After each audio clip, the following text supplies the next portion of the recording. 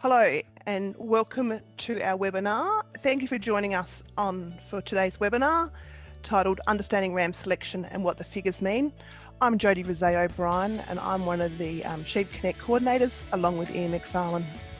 Projects such as Sheep Connect is not possible without the support of our funding bodies, and we thank them, AWI and the South Australian Sheep Industry Fund.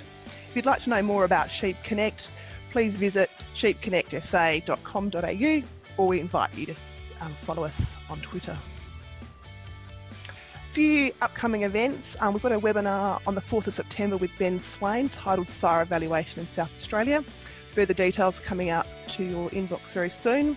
And we have some Winning with Weena workshops coming up on Eyre Peninsula, one at Streaky Bay, Ungara and Dark Peak.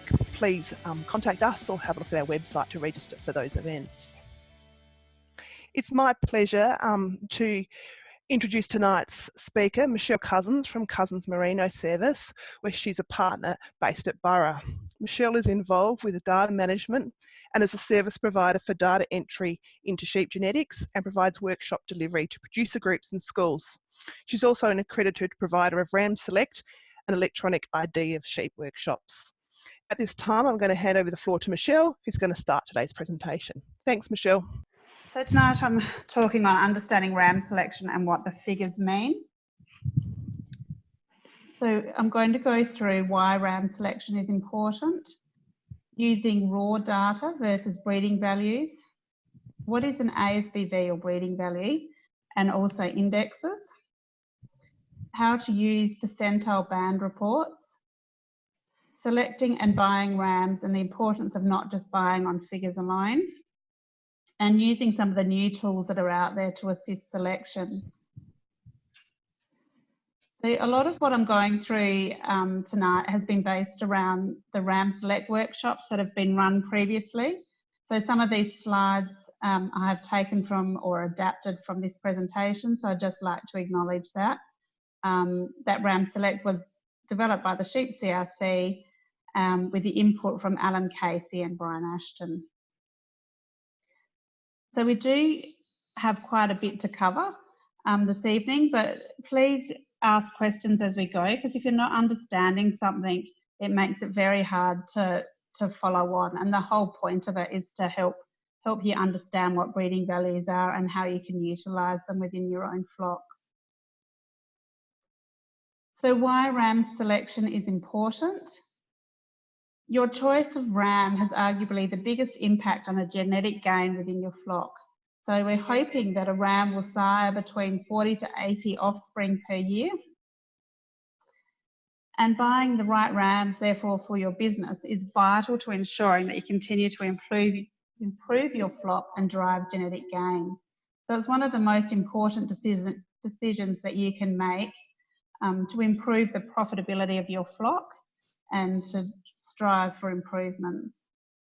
So when we're talking about genetic improvement, some of the main aspects that we're looking at are selection intensity. So we want to select the very best animals.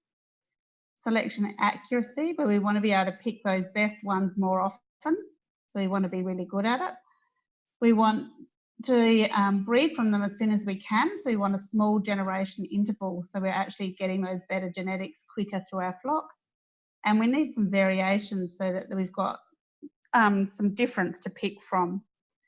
And that's where breeding values can help us speed up genetic gain. So I'm going to talk a bit through that as we go.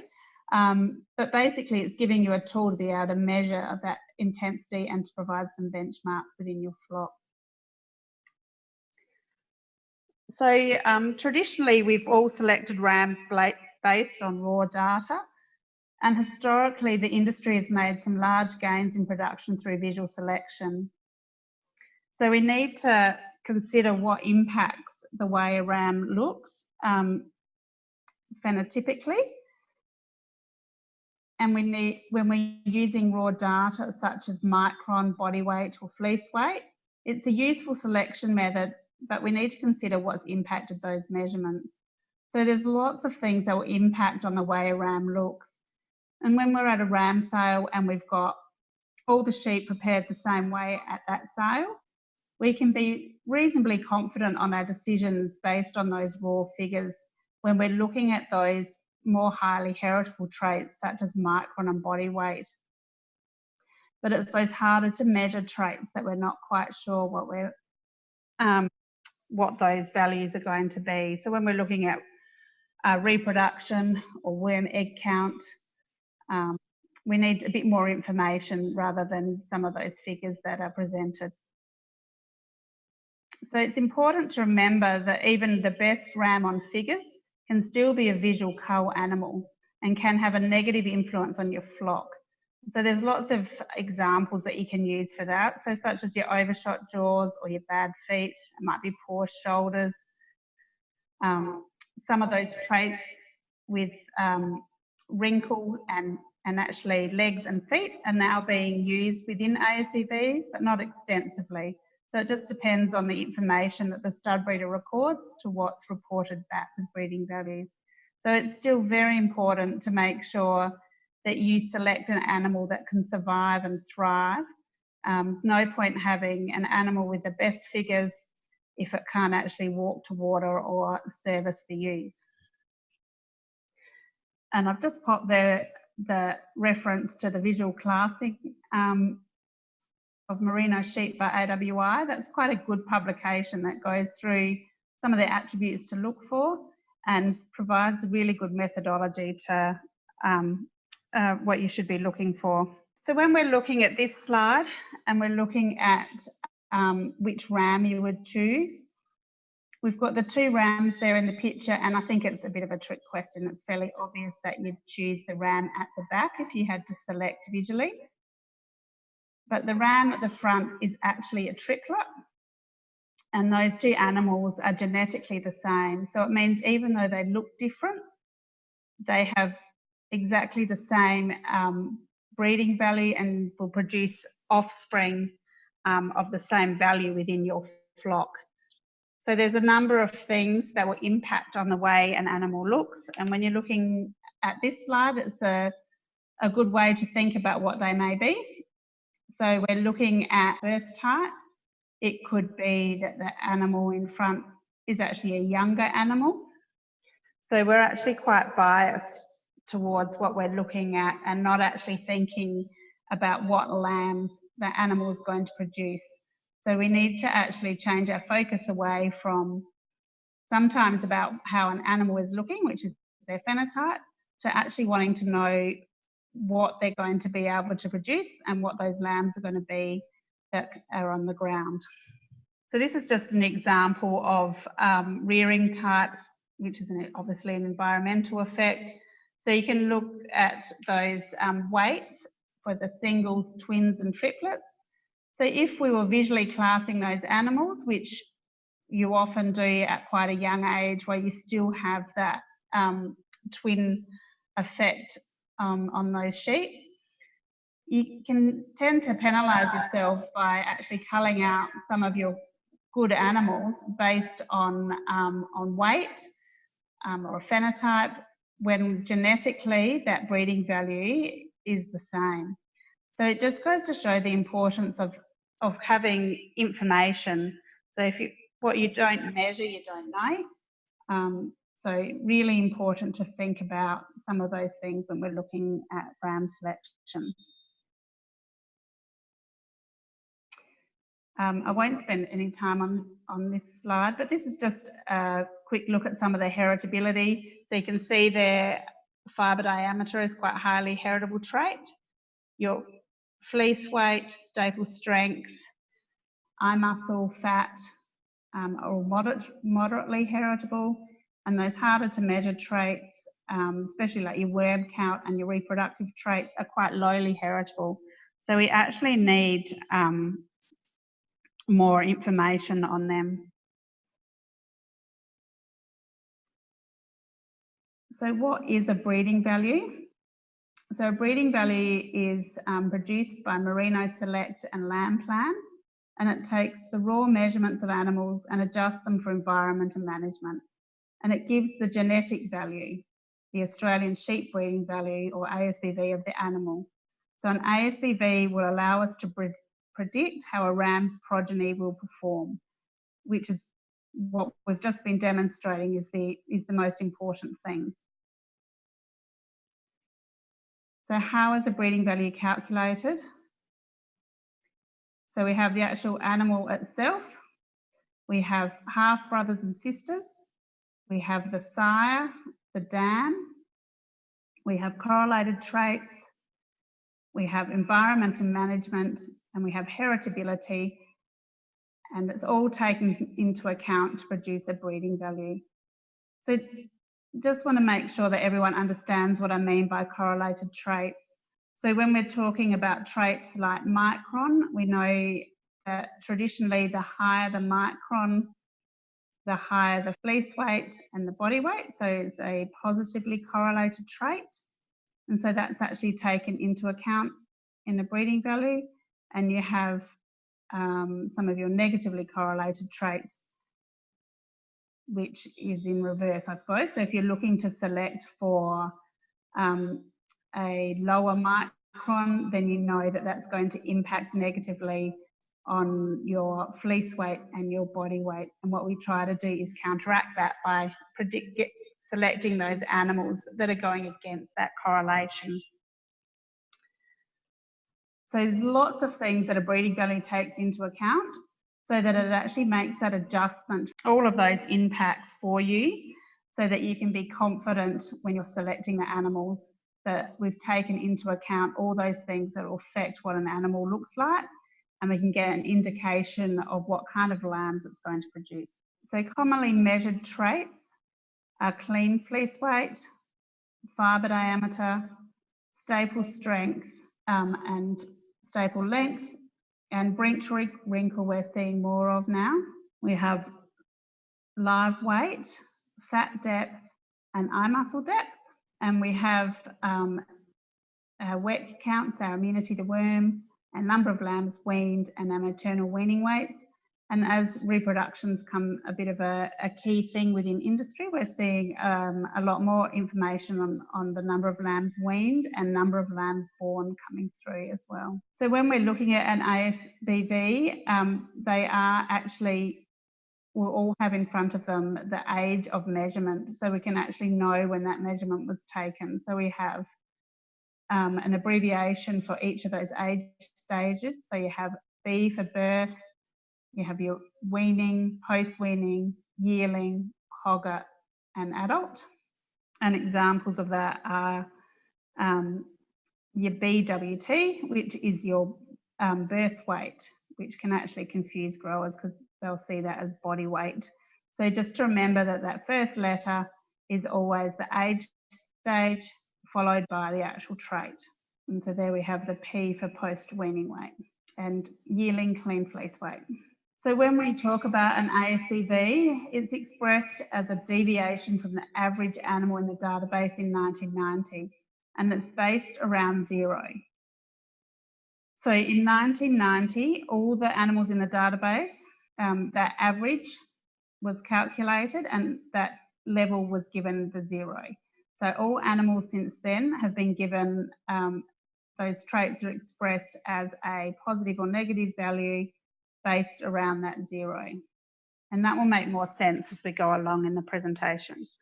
But it's just to remember that that 0 figure is based from the animals in the database in 1990.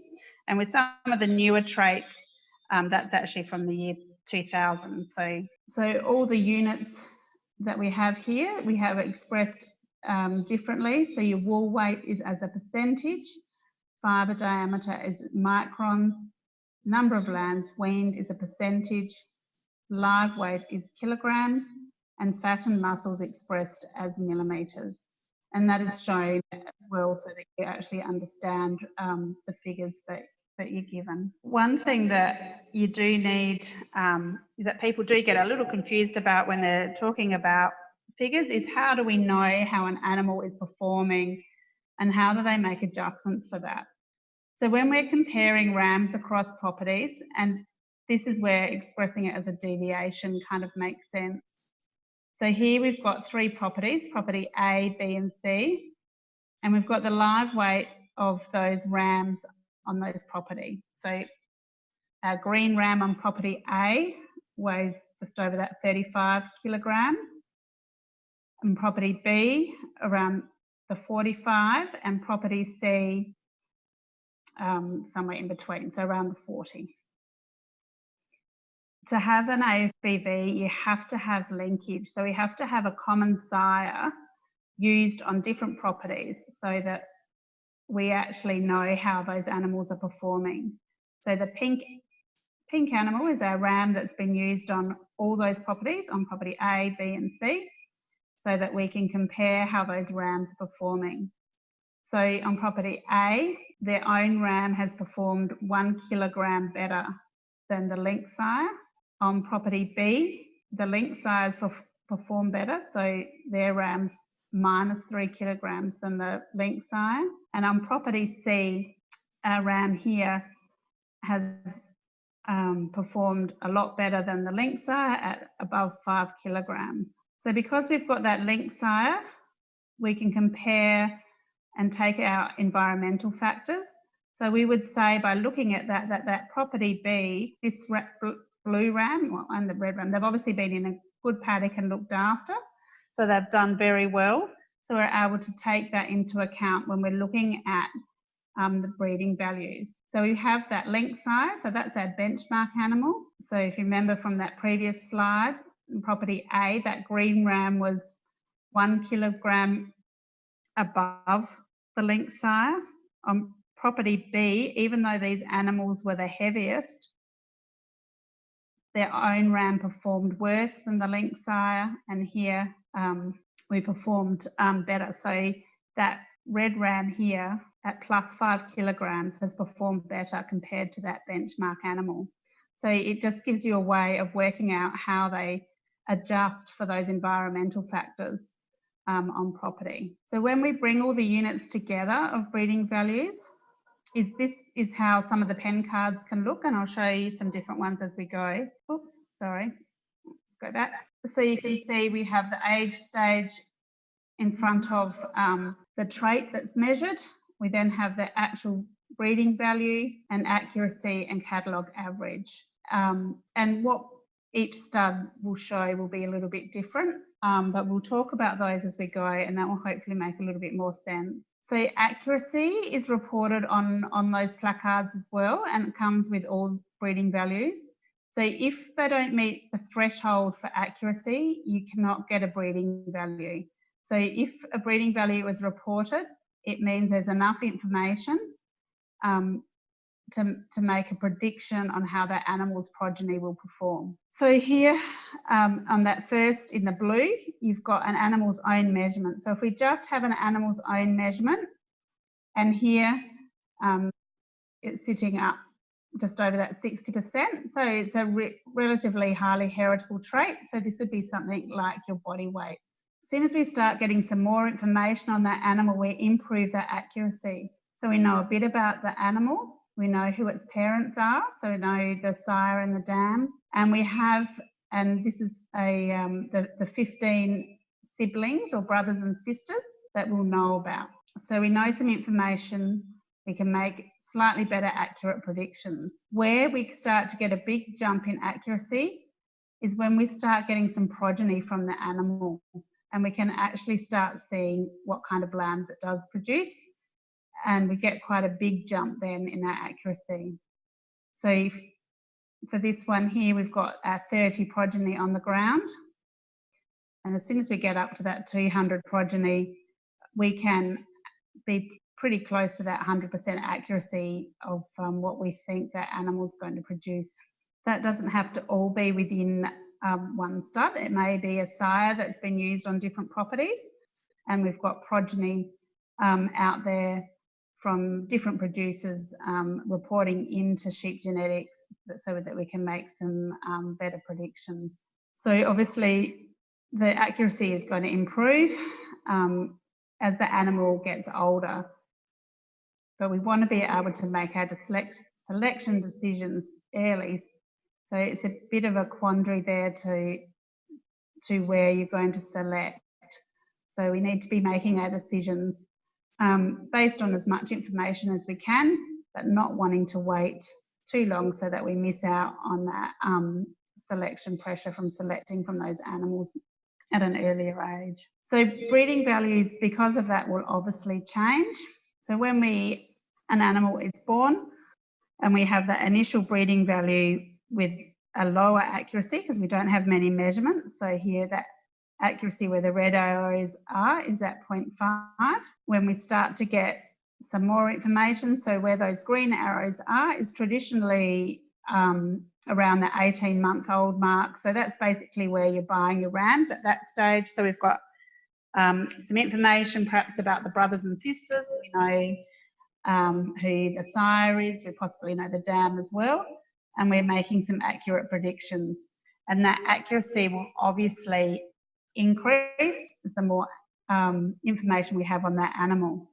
But that breeding value may also change because as we make predictions and we get some more information, that breeding value may actually increase or decrease within those parameters. So within those blue lines. So there's an equal chance at the start of it being above or below an ASBV of 10 for, that's a P for post-weaning weight. So if post-weaning weight is 10 with an accuracy of 0.5, there is a possibility that animal could swing between the 12 and the 8 at the 18-month mark. That's coming down as we're getting more information on the animal and the accuracy improves. The importance of this slide is actually looking at the average of your sale team. So you actually don't want to just be predicting on one animal. It's actually going to be the average of your sale team to give you an idea of what kind of genetic improvement you're going to have in your flock from the lambs that team produces. So the progeny of a sire team will equal the average of that sire team. So what ASBVs can be compared? It's just important to remember that merinos can only be compared to merinos. So merino, poll merino and superfine. The terminal breeds, the poll Dorsets, etc., and your maternal breeds are all reported as lamb plan, and merinos obviously as merino select, as per the logos down the bottom of the page. The Doonies at this stage have their own Dooney index, so they have a Dooney ASBV, and SAMs are on their own as well. So you can't compare at this stage. There's not enough linkage between them to make accurate predictions with ASBVs. So you need to be very mindful of what you're looking at, and that a merino select ASBV will be different from a lamb plan ASBV. Well, sorry, they're the same, but they can't be compared, if that makes sense, across breed. A really useful guide to ASBVs, which I'm sure Jodie and Ian will make available to anybody that would like one, is the Australian Sheep Breeding Values Pocket Guide produced by Sheep Genetics. When we look at this, we have the information provided to us in quite a handy little pocket guide to take to the sales, just to remind you of things if you forget. So you have firstly the age stage. So if you remember, we said that that's always going to be the first letter of a breeding value to let you know at what age that information was collected. We then have the trait name, so the weight in this case. We then have the ASBV. So in this case, the ASBV of 10.2 is for post-weaning weight. And the really important thing with this is to remember that half of the genetics of the progeny will come from the ewe, and the other half is obviously from the ram. So therefore, the resulting progeny will be on average 5.1 kilograms heavier at post-weaning weight, because that is the age stage, than an animal with a post-weaning weight of an ASBV of 0. So that can be a little confusing. So it's just to remember, when you're looking at an ASBV, you need to halve it to work out what your expected gain can be, because you're getting half the genetics from the ram and half from the ewe. The the accuracy is also reported there, so you can see that. And if we go to the next page, you can see when we're looking at the booklet, it will tell us, in this case, we've got, if we look at number of lambs weaned, the NLW, it's got an ASBV of 3. So we're halving that. So it means we'll wean 1.5% more lambs than the animals in the database. And in that case, which is just gone a little confusing, is the animals from 2000, because that was a newer trait. So it's from an ASBV of 0 to that. So when we're looking at an index will combine the ASBVs for several traits into one value, and it's available to suit a range of different breeding programs. It's a quick selection guide to narrow down which rams to look at, and it's still really important to look at the individual ASBVs. So I'll just quickly run through the 3 main indexes. Now, I have spoke to Sheep Genetics this week, and they're about to release a new way of explaining their indexes, and that should be out within the next 2 weeks. So at this stage, the actual figures that I'm talking on are the same. They're just going to give a different way of representing that. So the information will be correct that I'm giving you tonight, but there will be an update coming out, which should help producers when they're looking at their expected gains from using these index to make it a little bit clearer. So when we're looking at fibre production plus, they're making an assumption that this is an index that would be used by self-replacing merino flocks. They're looking to keep their wethers, and the majority of their income is coming from wool. So you can see here, if we're looking at fleece weight, it's putting a 16% emphasis on that. But our main emphasis is placed on reducing that fibre diameter. So a big emphasis on driving that down. With that, they've added in some weighting towards staple strength, because obviously when we're talking, when I spoke earlier about correlated traits, when we're talking about reducing micron, one of the correlated traits is staple strength. So we often see that impact on our staple strength. So it's a negatively correlated trait. So they put a weighting on that so that we don't actually end up with problems associated with those traits. If we look at merino production plus, this is an index that they've developed for a self-replacing merino flock again, but they don't keep their wethers, and the income is from a balance of wool and sheep sales.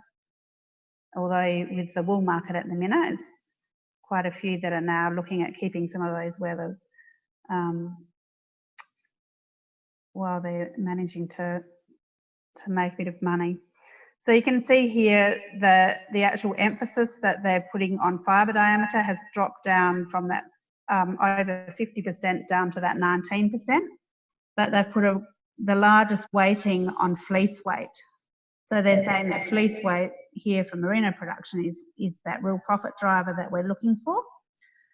We've still got an emphasis on staple strength and also on our body weight. When we go to dual purpose, you can see that changes once again, and this is what they're saying is recommended for a self-replacing merino flock that once again don't keep the wethers, and the majority of income is from sheep sales, and they're joining a portion of the flock to terminal sires. So we're actually looking at our body weight, our fleece weight. You can see there's a 1% emphasis on fibre diameter. So we're wanting to just keep a tiny eye on it, but it's really not a focus, with a big emphasis on our carcass traits and a number of lambs weaned. So we're trying to get those lambs on the ground.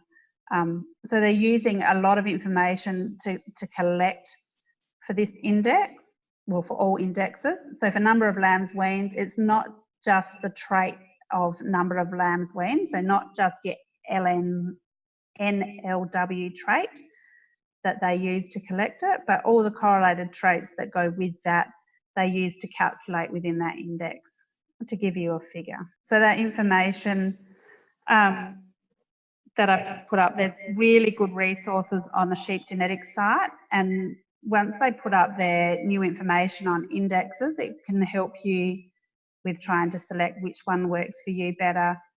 So I would suggest in a couple of weeks' time you have a look on the website to see whether that information's been posted, because it sounds like it's actually going to be very useful for breeders and commercial growers when you're selecting your rams. Service providers are out there to help you as well if there's things you need clarification on. But the resources that are now available online are very good and very easy. And like I said, I'm sure if you, Jodie and Ian will make available those ASBV pocket guides to anybody that would like one. So when you're at a ram sale, I've kind of given you a really, really brief overview of what ASBVs are. And like I said, normally a presentation on ASBVs, you know, we allow 3/4 of a day to get through a lot of that information to help it make sense. So if it seems a bit of a blur, don't be disheartened. It just takes a little while sometimes to be able to bring it all together. So when we're at a ram sale, and we're looking at pen cards. So we've gone through that we need to make sure that we're looking at the right thing. So we are looking at a Merino Select Index. We're looking at the age stage that something's been presented. So here it's yearling, the trait that's being measured. So fibre diameter, here's yearling, clean fleece weight, CV, weight, and our WEC. So different studs will showcase different traits depending on what's applicable, especially to the different areas. And then we go and we'll have the actual ASBV for that trait. You'll then have the accuracy reported. And then you just need to make sure when you're looking at the pen cards that the average that's represented is that the average of the stud, or is that the average of the ASBVs within the database. So you just, normally they'll have that on their cover page of their sale catalogue, just to clarify that. So just to be aware of what figures you're actually looking at. And then you'll have your indexes. So here you've got the fibre production and the merino production index there. So you've got the actual index figures. The thing to remember with your merino indexes is those accuracies that you can see are quite low compared to what you get for an actual just one trait.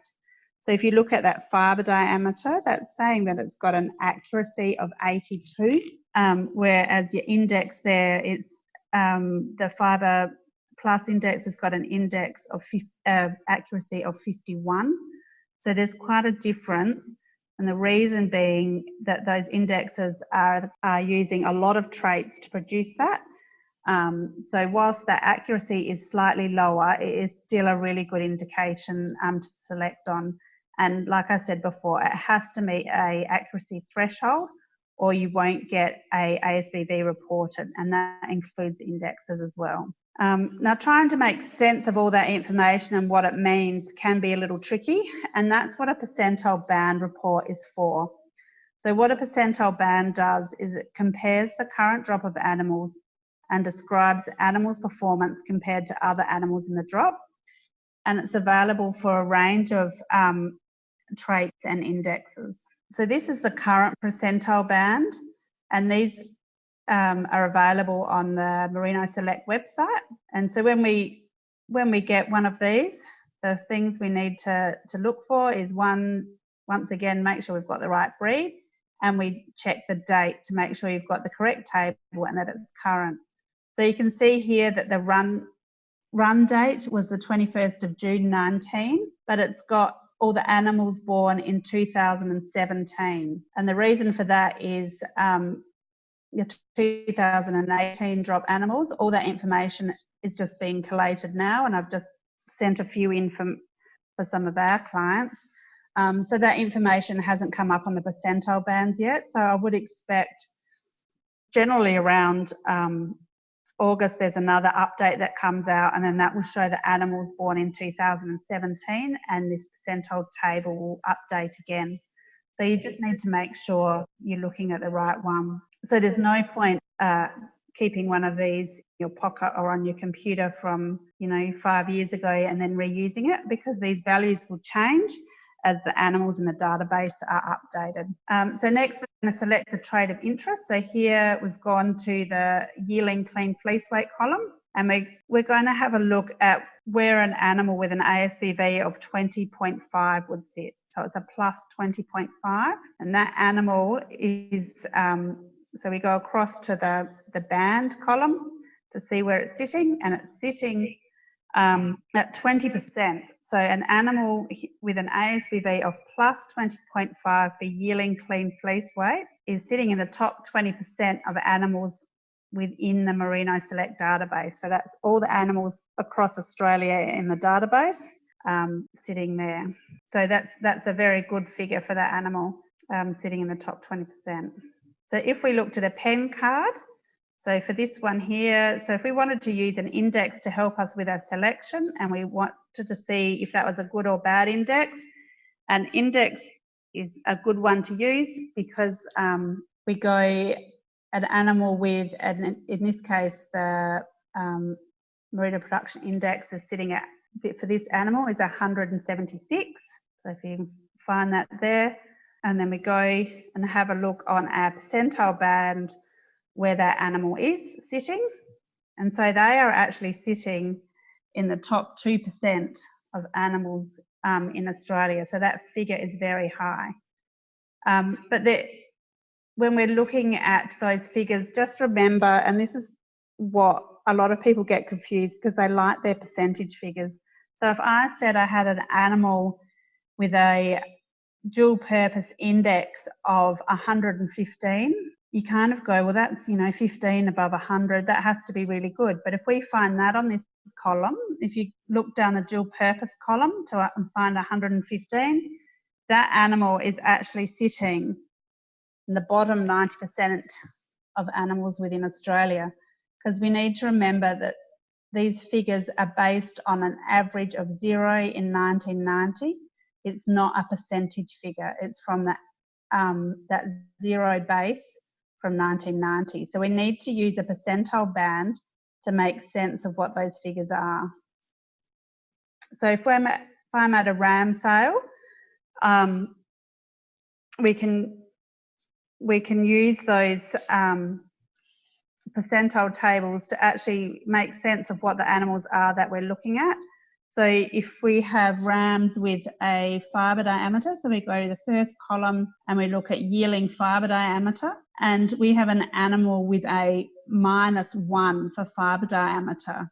So if you can find that on the percentile table, so you go to that first column, yearling FD, yearling fibre diameter, -1, and he's sitting at 55%. So he is in that lower quadrant of animals within Australia. But if fibre diameter isn't our focus, if we've got a dual purpose operation, actually that might be a pretty good figure for us because we're not actually looking to strive to get our micron down. So a -1 might actually be good. We might be quite happy to go even lower than that. So we're not actually striving to get a really fine flock. So that's where it's important to actually take into consideration your breeding objective and what you're looking to achieve, and then making those figures work towards your breeding objective. So we might not be too fussed about our fibre diameter. We might really want to concentrate on our fleece weight because that's what we've identified as an area we need to focus on. So we would be concentrating more on selecting animals with a higher fleece weight, yearling clean fleece weight, than what we would obviously with a sitting in a higher band for fibre diameter. So it just helps you when you're looking at those figures understand where they're sitting within the database, and then you need to apply that to your own breeding objective. So for some animals, a negative figure is good. Obviously, if we're looking at worm egg count, we really want a negative figure, the higher the better. But if we're looking at fleece weight, we obviously want more of that trait. so we want a positive figure. So what can I do before the next ram sale? How can we make that all work for you when you're selecting your rams? So I think the most important thing is to do your homework, to have a think about what you're trying to achieve first. There's no point just going, I'm going to go and select the best rams I can. You need to know what you're trying to select for. So before the sale day, all of the studs will have their catalogue available for you to have a look at. And a really good way to go through the catalogue and to make sense of it is just to assess. You might use that index as a quick selection tool. So you might say, well, I'm only going to select animals that are above that 50% on index and not worry about the ones that are under.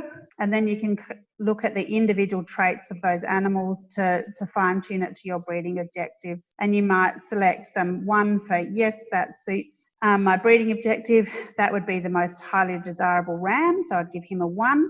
And then work your way down to a that's not so bad. It's probably maybe a little bit less for body weight than I'd like, but it still would do well within my flock. So I might give it a 2. A 3 might be one that's, you know, if there's nothing much else left, this ram would still work well within your flock and would still produce productive progeny. But where an animal is unsuitable, you just give it an X. And it just helps when you're at a sale to have done some homework so you just don't get carried away and pop your hand up because you're not going to get enough rams for the day. You just start buying for the sake of filling your order without looking at them. So all studs will have their catalogues different. This is from the O'Brien's Pole Merino sale team, and this is because I did a ram select talk there in 17. So I have their permission to use this, but I had this still from an old presentation. So they actually present their ASVVs as well as their actual figures, and there's the majority of studs still seem to do this in South Australia. So you will have different ways that different studs report. So it just gives you the option of actually looking at the actual figures as well as using the breeding values when you're going through. Some rules of thumb, and where this gets tricky is just to have an understanding of where you are as well. So if your studs had ASVVs for a while, you can work out the average ASVV for the rams you've been using in the past. And then if you want to improve a trait, you'll need to buy rams, or the team average, better than the rams' past performance. So if the average for your yearling clean fleece weight was sitting at 15, to improve, you need to buy with a ASVV higher than 15 to make an improvement within your own flock. If your studs only just started with ASVVs, then you can ask the stud what their average ASVV is for traits in your breeding objective. So if you want to improve, you'll just have to get rams that are better than the stud average. So you would expect, there's obviously that lag time between what the average is in your flock compared to the average of the stud, because you'd presume that the stud is making significant genetic gains each year.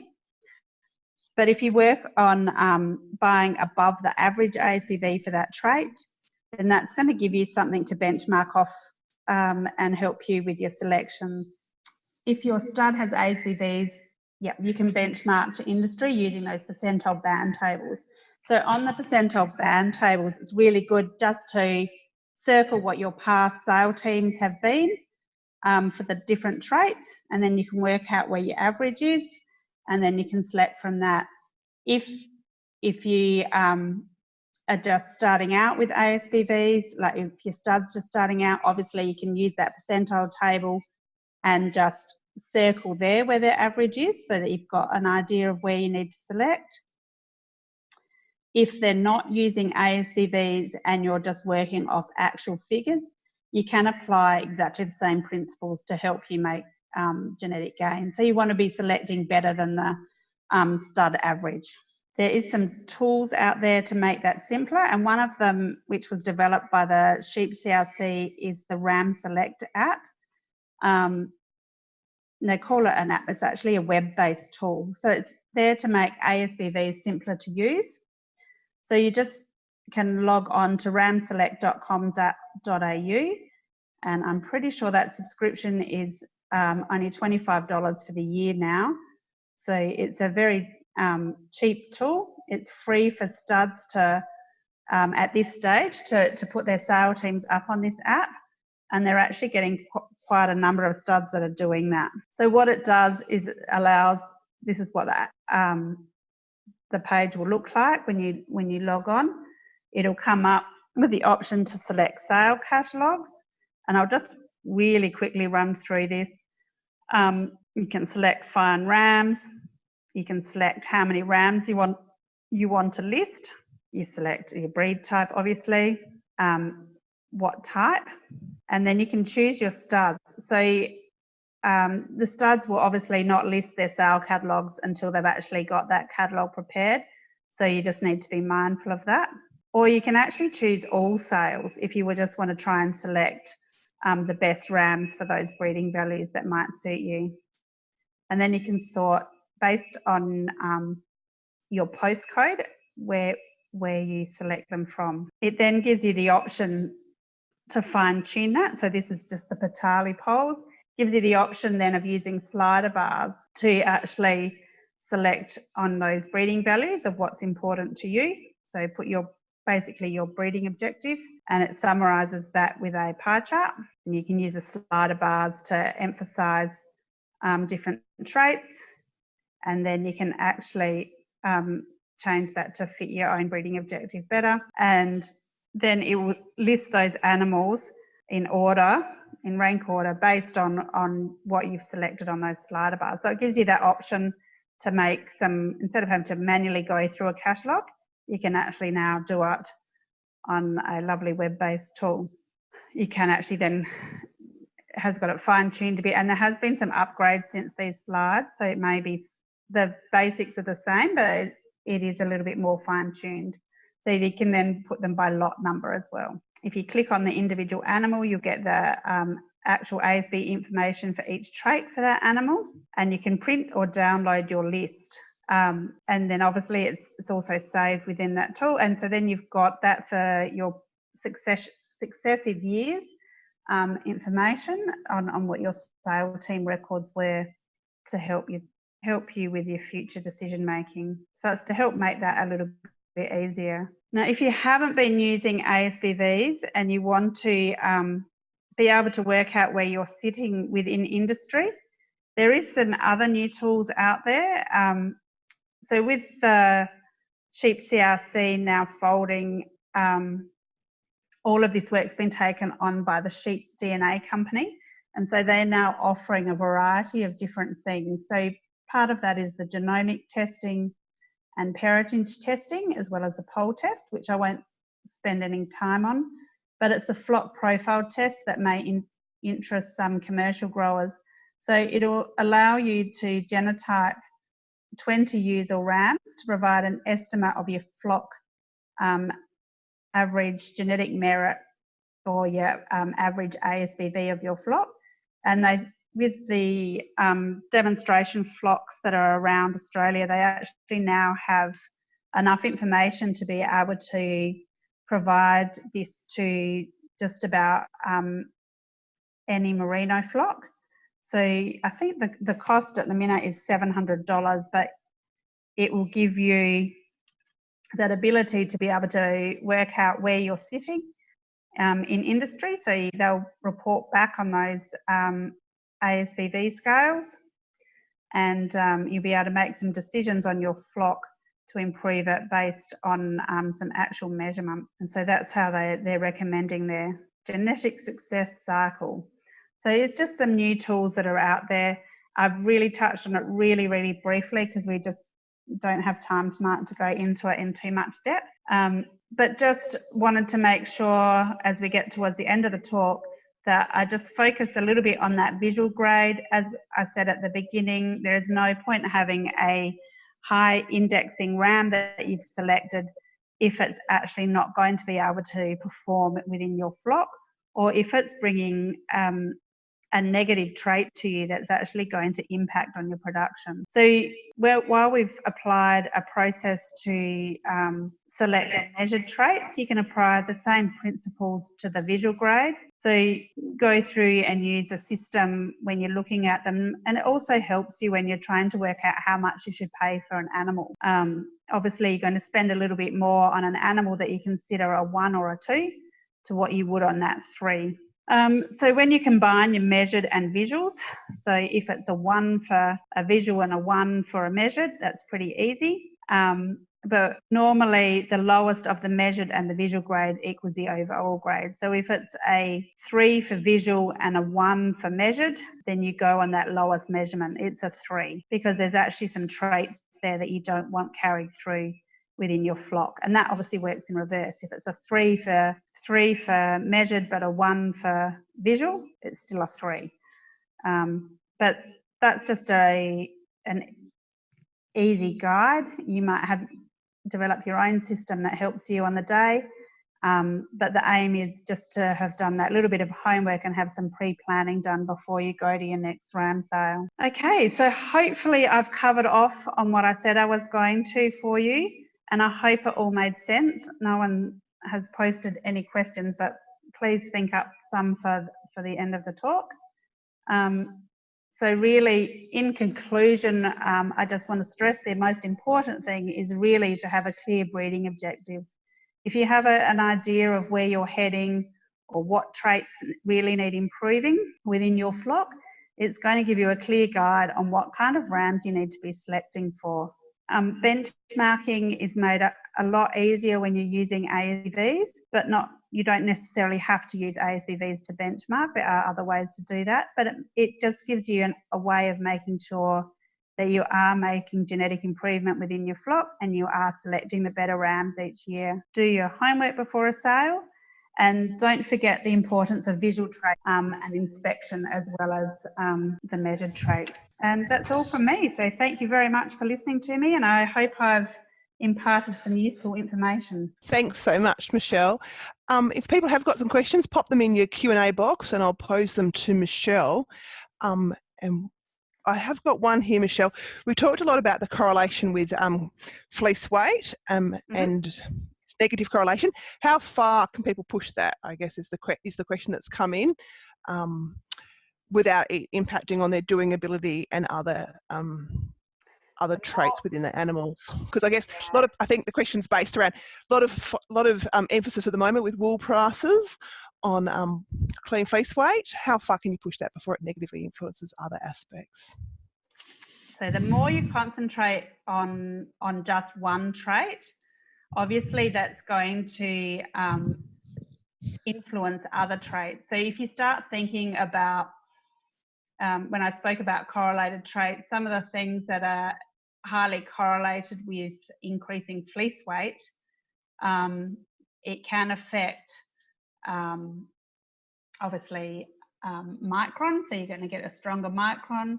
You actually can affect wrinkle, so you might start seeing some more wrinkle come through your animals, and it can affect fertility. So you need to be very, very mindful when you're selecting heavily for one trait, that negative impact of the others.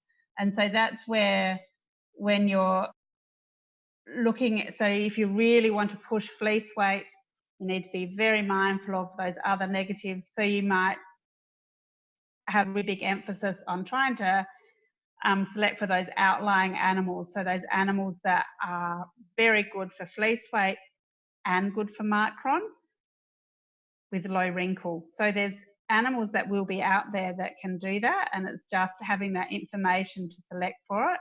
And that's where breeding values can help, and the use of an index can give you a bit of a guide there as well. But to be very, very mindful, yes, the more you push one trait heavily, you need to really be careful that you're not negatively influencing something else. And fertility is a little bit of a tricky one to say, to measure and to follow up on, but yeah, that is very true. And I'll just ask the last one before we finish. What do you think about the ASBV for fat? Any comments about that? Yeah. So fat has been a really big topic in the industry for quite a while, with a lot of focus on selecting for fat in a merino to increase fertility. From what I've been told, and I did speak about that with sheep genetics only the other day because it is very topical, selecting for fat in a merino is good because it means the animal will have a little bit of reserve within them, and it can help with fertility. So it'll just give them that little bit extra when they're under stress to do better. But that correlation with getting more lambs on the ground by selecting for fat isn't as high as it's been spoken up about. And I think you'll start seeing some more information come through on that through sheep genetics. There's a lot more information out there, but it's certainly not the golden selection tool it's sometimes made out to be, but it certainly does have an importance. So thanks to all of you who have joined today's webinar. Michelle, thank you for sharing your insight and expertise with us all. If people have got any additional questions, and there's a couple that have just popped up, or you'd like to contact us directly, please contact us through your webinar registration, or you can contact Ian and myself. If you would like one of those ASBB books, catch up with Ian and myself at an event, or we'll send out the link to the Sheep Genetics website where you can download a copy of that. Thank you for your time and have a wonderful evening, and we'll hope to catch you in a few weeks for our SAR evaluation webinar. Thank you.